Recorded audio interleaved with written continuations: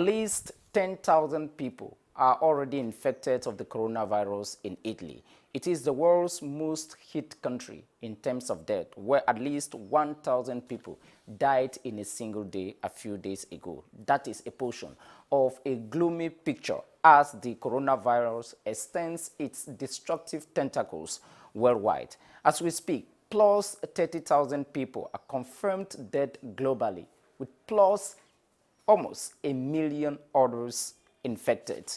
The whole science community is dedicated to providing either a vaccine or any other form of medically acceptable therapy to quench the outbreak of this disease, which has put the entire world almost in a standstill, if you like, on holidays. My guest today to discuss the science and the impact, especially for the Cameroonian market space, is Professor Rose Leke. A few years ago, she was crowned a heroine of health by the World Health Council.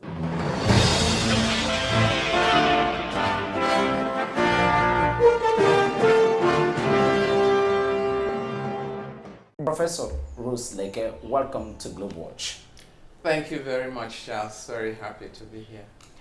2 years ago, the American multi-billion-dollar company General Electric crowned you a health heroine at the World Health Council in one of the most busiest diplomatic headquarters of the world, Geneva. Can you qualify the coronavirus to me? You've heard so much about it, I'm sure, Charles. The coronavirus, these are a family of viruses. A family that can cause disease from, mild, like the common cold, and then you can have severe ones like we're having now. You remember there was once you've heard about SARS, severe acute respiratory syndrome. You heard about it. It was the coronavirus that caused that. You heard about the MERS, the Middle East Respiratory Syndrome. It was the coronavirus. Now we have this. It's zoonotic, meaning the viruses that go from animals to man. And so, also remember, maybe we'll come back to it, this means that there are more coronaviruses in animals.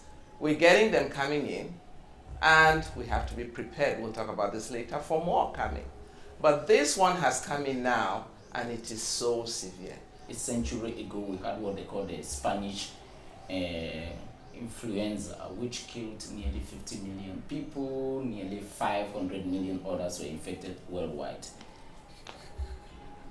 Is there any connection with what is happening today? Well, we can see them coming up as epidemics, as pandemics that we have now.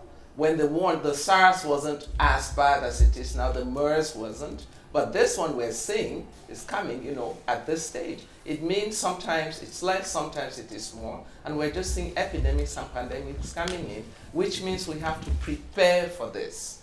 We have to have plans to preparing for epidemics and for pandemics. One of the most nearly every government adopted policy to roll back corona in the world today is complete lockdown of cities by states, countries.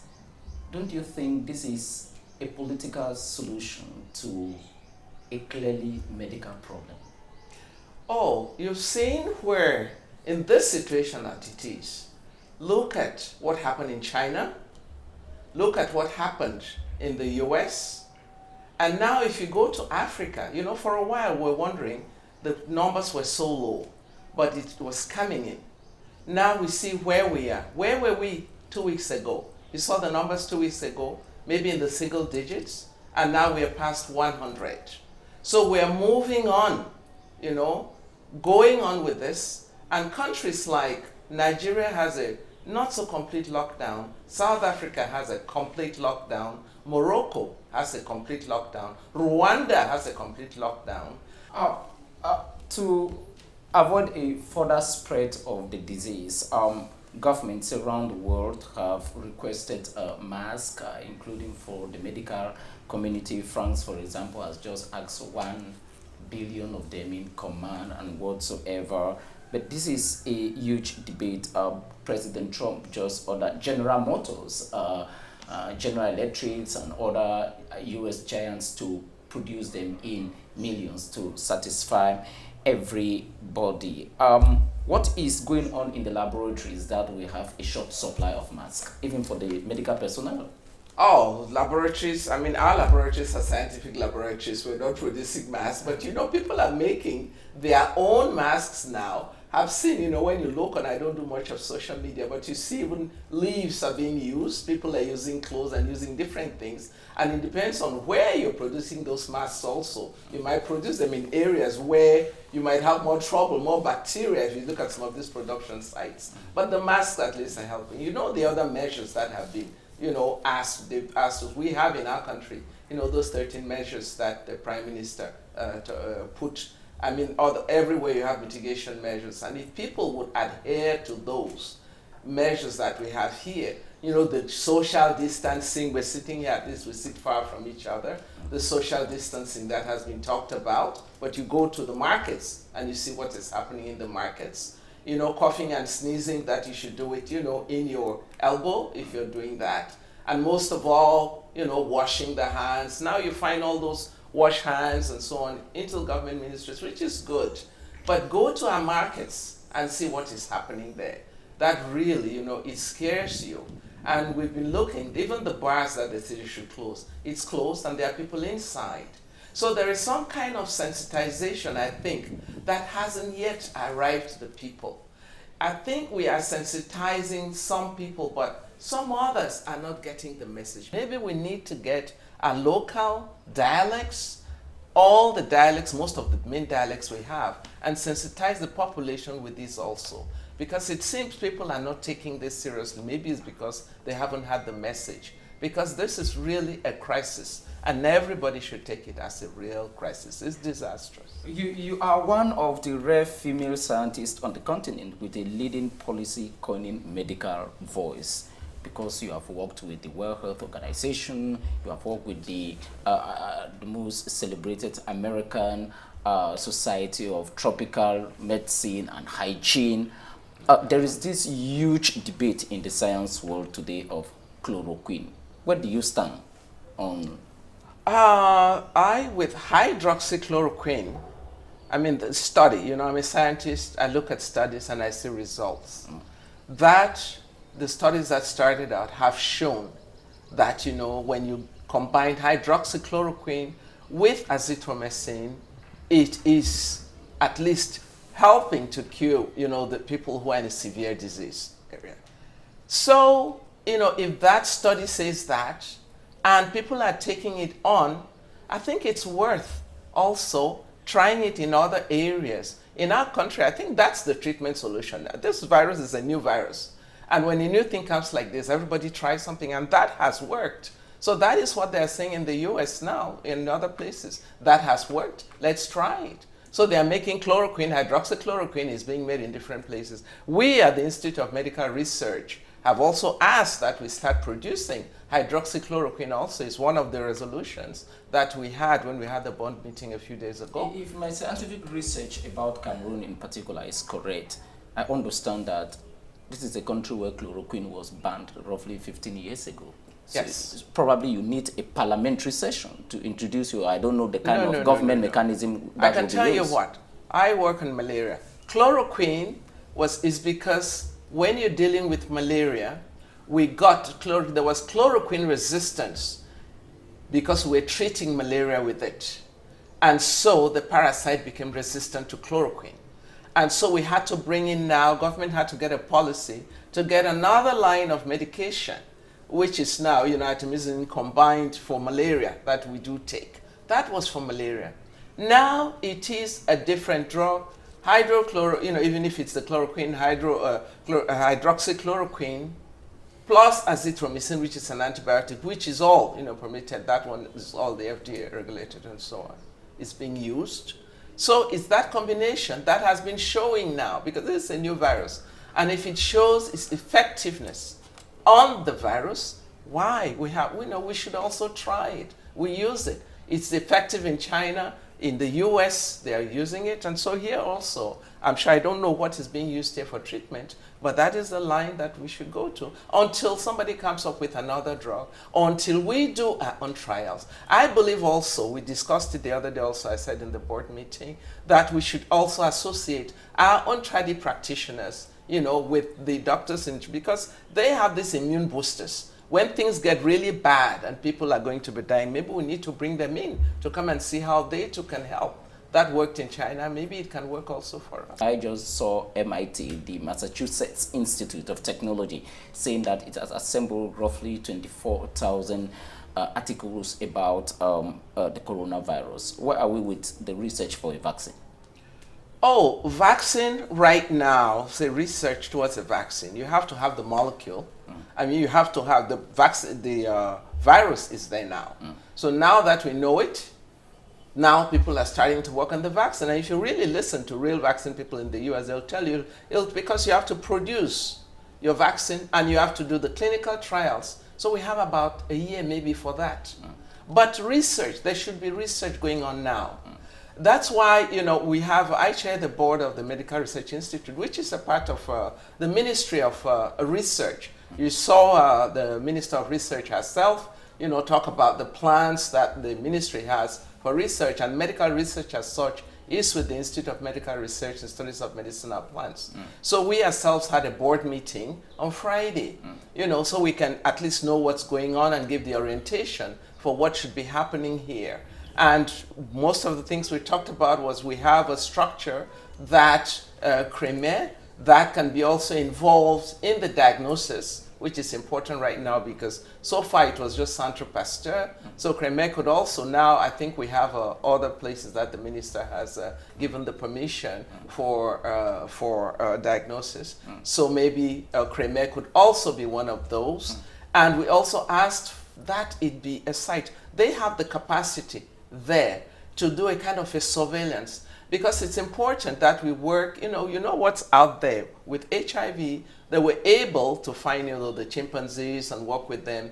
In CREME, they work, CREME and CRESA, they work with the Ministry of Forestry, with the animals and so on.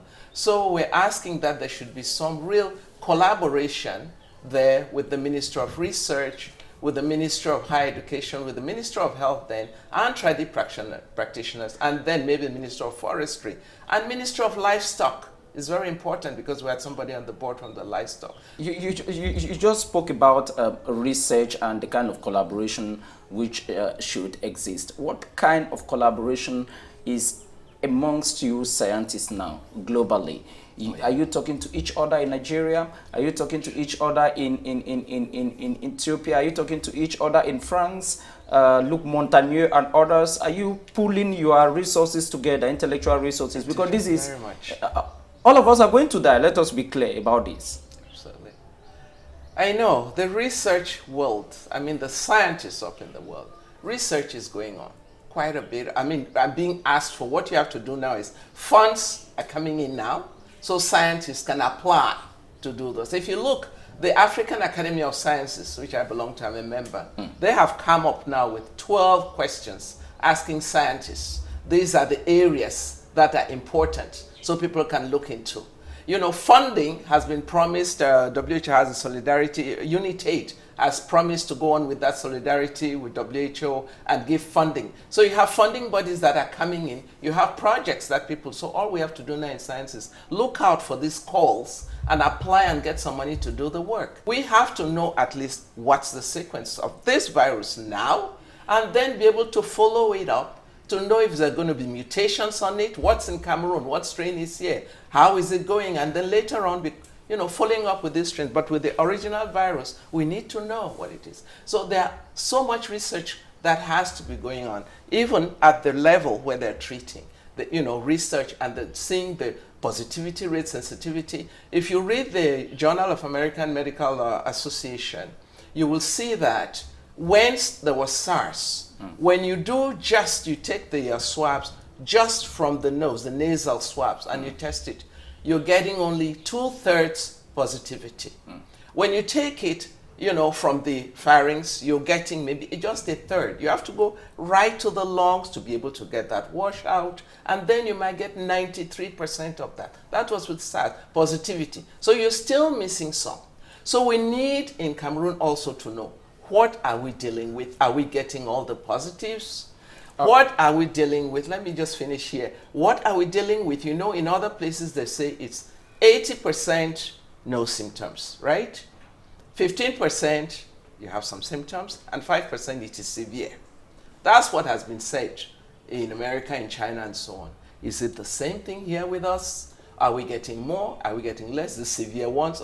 We need all that data, and so we need a good database scientifically for what is happening in Cameroon. Let me come back to the issue of mask. If you look at Dr. K.K. Chen of the University of Birmingham, who is a medical health specialist, these are people who are saying that, okay, well, we can use the mask just for people with symptoms. And then you come to somebody like Arnold Monto of the University of Michigan in the US. He says that, no, we don't need this. Most countries, especially in Asia, have asked the general public to wear their mask. Some people say, no, it's just for the victims. Scientifically, what is correct? No, right now, since science, it has been shown now, because at that time, they said the droplets were in the air that would only go on surfaces. So it's when you touch and so on. Now we know. Science has said we have those droplets of those viruses in the air. So if they are in the air and they've been asked that way, for that reason, wear the masks. That is it. It depends on science. Where is it? At that point when they were saying all that, you remember they were only saying that these will only be on surfaces and so on. Now it's in the air. So wear the mask. The mask will protect. The Israeli Institute for Biological Research last Thursday, according to sources, this is an institution now managed from the office of the Prime Minister of Israel, is already saying that they may be getting a clue of a vaccine. The 1 year threshold, do you see it being held like some are saying the US or within the European Union community? You mean the 1 year to get a vaccine? 1 year, it just depends on when they'll be able to get, you know, what. This is, you know, the vaccine against viruses. You see how long it's taken us to do it. Through these are coronaviruses, different HIV, it's, you know, they're different. But it takes, you have to be able to work and then do a trial. Trials do take some time before you'll say, I have the vaccine. So the clinical trial to show that the vaccine is efficacious does take time. That's why they give the 1 year period. Are you satisfied with the amount of money pumped in now for research to provide a solution quick? If you look at the Trump's plan for the economic rescue package, it's $2 trillion, billions of it are going to be spent on research. If you look at the one of David Cameron, I beg your pardon, of Boris Johnson in the UK, or be it of Emmanuel Macron, are you satisfied with the way the research? Well, you know, I'll take the, I've worked, I've been over the years, funded all over these years by the NIH in the US. And we could see how research funding got cut down so much to a point that and the military budget kept going up. But you see, what has come back now? It's not the military, it's not a nuclear bomb or anything. What it is a little virus that is turning the world upside down. And so now the importance of research now is getting there. And so you see the budget now is coming up. We need this because we need the research to understand what is going on. When you look at policymakers, I'm talking of presidents, prime ministers, ministers of health, the language across the world is governments are at war against corona. Is the science community, you won the Kwame Nkrumah Female Scientist Award. Is the research world at war with the coronavirus too? No, the research world, if you really go in and you see was what's already happening, at war. At that point, the coronavirus, this one wasn't there, but there was research on SARS, and that's where we're learning from now what happened with it, that now we can move on with this other one. But they're asking, there was a lot of budget cuts that have really made research not move as much as it should have. So now we're hoping that with this eye-opener, all that money would come back to research, because research is a great contributor to this. Should there be a think tank group of scientists Oh, around the world put all together? over. We're so talking, that I'm on talks with outside the world, there's conversation going here. The minister has also put a scientific committee that I saw last night in Cameroon for that. So, which is very good. So the scientists are going to be discussing. The researchers also, they've asked for projects here. So we've put up the projects, and if money comes in for that, we'll be doing things. And then we'll also ask, researchers will ask for money from the external funding that is being put in by all these bodies. This is what happens. And so research is very important. And hopefully everybody comes around. It's globalization now. This will be discussed internationally, in big fora, right here in Cameroon and outside, and hopefully, we'll be able to get science is what is needed, research is what is needed, so we can find solutions to this. You just said that you are hardly on social media, but the reality is, when you look at social media, we have countless social media doctors. Everybody is providing his or her own therapy, and based on the kind of cultural backgrounds that most of us grew in Africa in particular, there is a lot of mixed messaging about the coronavirus. How will you advise research communication or scientific communication at this particular level? I think we have to take, whatever we know now, science is going to be working. But whatever is the knowledge and the data we have now, it should be well exposed in a way that even the common man can understand.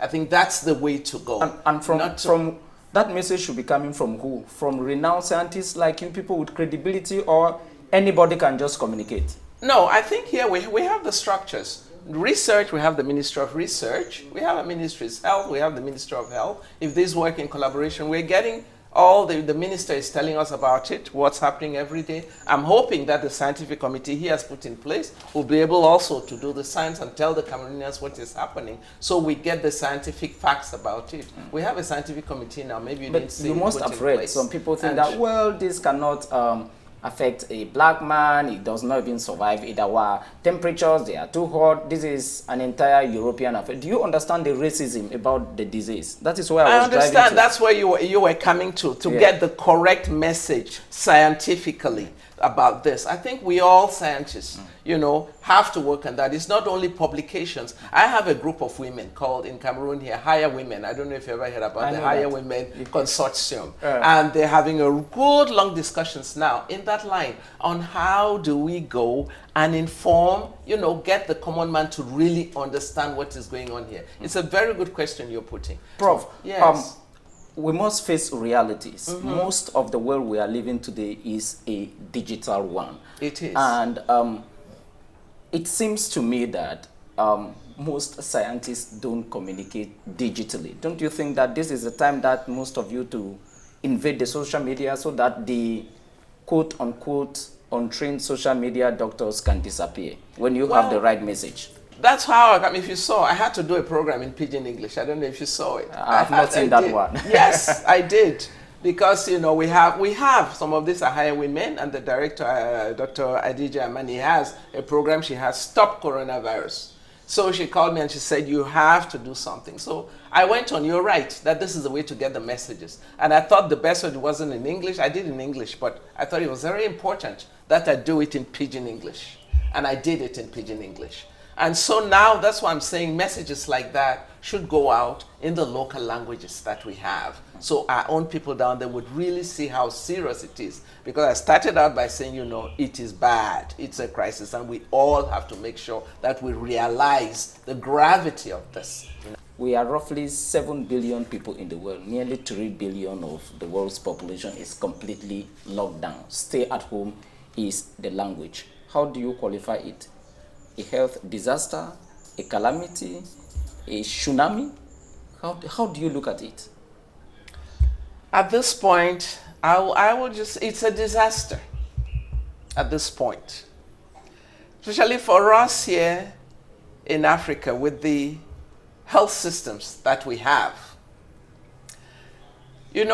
Disaster, I'm saying this, the health system, sometimes when it's overburdened, overwhelmed, it will not be able to manage the other diseases And our last question, how do you see the future of coronavirus? Where do you think we may come to normalcy based on the scientific work going on now? Oh, there are projections. I don't want to be a Pentecostal minister. Yeah, You there know what I'm are talking projections. No, in science, they projected already. 1,000 cases, April is, and then 10,000 cases each country. If you go now, you'll find it. It's been projected as such. But I, deep down in my heart, I say, with all these mitigation measures, if we really work, I hope the good Lord will help us, because Cameroonians pray a lot. And with all these mitigation measures, that we keep away from those projections that I see, that science has done. Sometimes some say it will end in May, others say it will end in June, as if it is a programmed disease. Absolutely. And that is where the suspicions of the people it may have been produced in a laboratory. So how do you dispel all of that when you hear politicians say it will end in June, it will end in September, it will end in May? They're saying that because of projections. And there's modeling that comes up. There's this thing about modeling in science. You model it, it'll go this way. But I've seen there's so many times I've sat in meetings and I see that modeling and I say, and sometimes it doesn't work like that. Professor Rose Leke, thank you very much indeed for accepting our invitation on the Cameroon Radio Television. Thank you for coming. Thank you for the interview. I hope it was helpful. No handshakes, and we keep the social distance. Very important. That's how we've been told to do, and that's how we'll do it. You're welcome.